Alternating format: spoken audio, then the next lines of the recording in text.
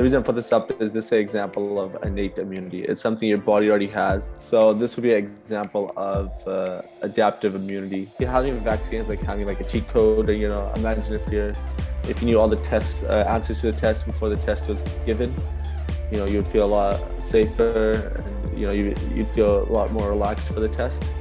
But vaccines is like the same thing for your body.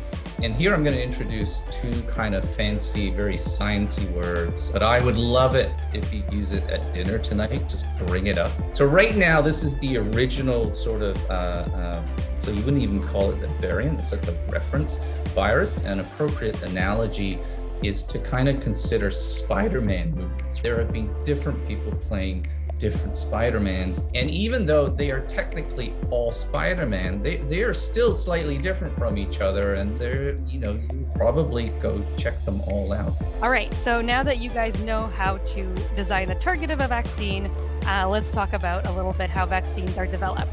So after we've designed what we believe is the best and safest vaccine in a laboratory, we go through these different phases of trials. All right, so how do you manufacture these vaccines? A high-level overview is you have to produce very large amounts of this protein or antigen. So Diana talked about this a little bit, but I want to put it into perspective, like how exactly we do this in the lab. We were able to move from designing and making this brand new RNA vaccine from January and getting it into a first-in-human clinical trial in June.